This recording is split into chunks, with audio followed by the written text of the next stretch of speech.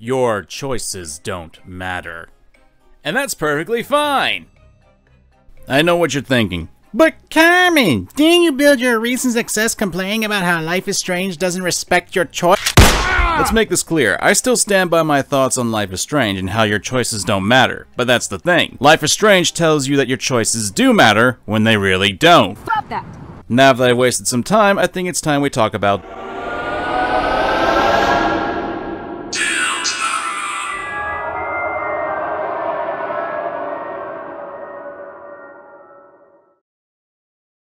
If you're not familiar with Deltarune or Undertale or Toby Fox, then I have to question how you're even here since the entire internet has become infected with the Toby Fox virus. Literally the T-virus. Granted, I have a lot of issues with Undertale, both with the game and how its community acts. Like how the community essentially dogged on Markiplier because he didn't play the exact way they want him to. But that's neither here nor there. We're talking about Deltarune, the game that's currently in development and recently dropped its second chapter, after about 2 years after the first. Honestly, I have a kind of an issue with that, but I understand that Toby's been busy. After all, he's been making music for Pokemon, and... Wait. He made a music track for what now? What?! I guess I always had a special spot for gingers. Hey, careful with that word. That is our word. Why can't I not escape this game, son of a bitch?! My own personal demons aside, I think it's safe to say that just like Undertale, Deltarune is shaping up to become quite just as impactful of a game, and frankly, considering how many videos are coming out talking about the game and such, as well as the numbers of theory craft videos and fan art of the characters, I think it's safe to say that Toby Fox has essentially gotten the entire internet wrapped around his finger. Whether that's a good thing or a bad thing, well, that's up to you. But since you're watching this video, I'm sure you're wondering about that title above and my own thoughts on the games. Personally speaking, the game's good. It's a vast improvement over Undertale in a number of ways. Presentation, gameplay, and I even say character-wise, I find it to be very impressive.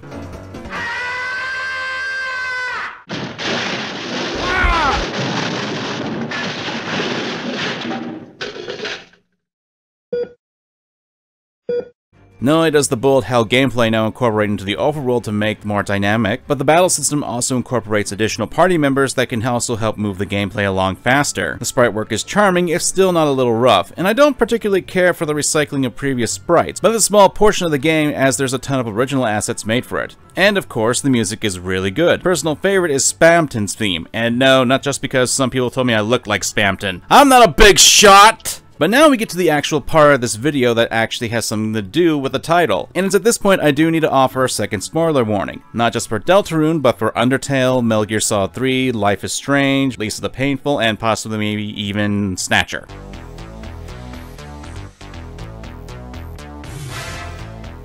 I can totally rave to this. Deltarune is free for the first 2 chapters and is on a number of platforms. There's no reason for you not to get the game before watching this video and experiencing this in your own way. That's the best way to enjoy the game, and it's on your own terms. Alright, here we go. In order to start this video about Deltarune, we really need to dip our toes back into Undertale, and how it was a challenge for Toby when going forward with another game. One even more so that has a ton of characters from the original title popping up, albeit with some minor differences here and there. Considering all the theory videos and the fact that Undertale was dissected so thoroughly, well, it'll be hard to catch people off guard, especially since the thing you're known for is the subversion that your first hit masterpiece had. It unfortunately has a nasty side effect that you got people who are now anticipating what you're going to do. People will be expecting your next game to have a similar beat to them, and how their actions will have odd consequences to what they do. So the best thing that Toby does is to play that anticipation. In the first chapter of Deltarune, you spend the first few minutes creating a new character. Basically, you create your own character mod, you know the idea.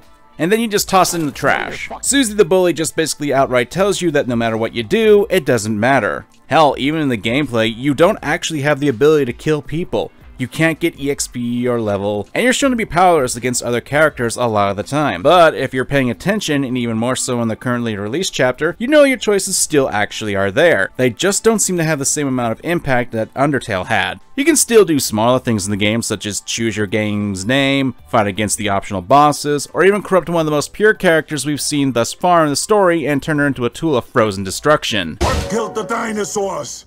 The Ice Age! But you'll still follow the same path. You'll still end up basically at the same outcome in both chapters, albeit with some varying degrees of changes, but for the most part, the endings are the same. In Chapter 2, no matter what you do, you still slash the tires. This isn't a bad thing. Far from it. Choices in video games shouldn't just affect the ending of a game, but should also affect the gameplay itself. And it's not just in the text boxes that pop up once in a while. Austin Jorgensen, the creator of Lisa the Painful, once said this in an interview in Hardcore Gamer's website. "I always wanted there to be choices in the game, but through research I realized something. What the hell is the point of a choice if everyone always picks the right one?" And that's a good question, because whenever you have games that offer choices that affect the ending, it more often than not has them basically shuffled down into good ending or bad ending. Or pretty much like binary choice that sucks ending. Mass Effect 3 joke here, I suppose. Again though, that's not inherently a bad thing, but if your game is being sold on that your choices matter, and they essentially boil down to eliminating all your choices to a binary choice at the end, that's kind of an issue. Even more so when your choices are essentially boiled down to pointless filler that doesn't really affect anything in the game's content. Really, it comes down to linearity, and here's the thing. Choices in linear games can still have a drastic effect on the game without effectively changing the ending of said game. If your choices can drastically change events or the gameplay, then I think it's a good compromise, and it's something that Deltarune does well. And if it opens up additional content, then that's also something you can do. Sticking with Deltarune right now, if you manage to basically turn Noelle into a tool of mass destruction, you get a more creepy scene in the hospital where you can essentially tell Noelle that everything actually did happen. She did free so many Darkners, and she essentially killed Berdly. With the glass ceiling broken, all the oppressed groups shall prosper, especially the most oppressed group of all, gamers. And you were the one who pushed her to do that. Proceed. Proceed. Proceed. It's here where I show that I really love Metal Gear Solid 3, since it does this aspect a lot better, and is probably the best example of how choices in a linear game can actively improve the experience. I talked about this in my video about easy modes in games, but it still applies to this subject as well. The game offers a ton of variety in it, especially on Expert, since there's a lot you can do in the game. Like, if you're dressed as a scientist in a certain area, you can get arrested by the guards and taken inside the area you're trying to sneak into. By destroying food stations, you can have the guards starve and reduce their stamina and have them eat food off the ground. You can feed one of the bosses poisoned food and they'll have their stamina reduced. If you destroy the guards' ammo and foodstuffs, you can feed them poisoned food and it doesn't count towards your kills. What's wrong? Food! You can light enemies on fire with a torch.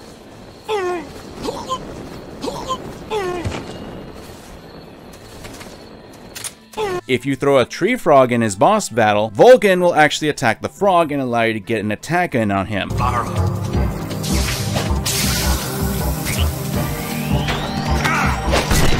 Bitch. Don't misunderstand, the game is definitely linear. The choices in the game reflect the gameplay and can offer new opportunities. And this is something that Deltarune does as well, if you ask me. Granted, on a much smaller scale since the game is smaller than Metal Gear Solid 3, but it's a Metal Gear Solid game. You're gonna be pressed to find something that has as much length and girth as a Metal Gear Solid 3. But that's the thing. Snake, what's your status? Snake! You can have a much more meaningful experience with the game because your choices can affect your gameplay and not so much the story. That's the beauty of games. You can have a much more memorable experience when you're playing them and controlling the experience.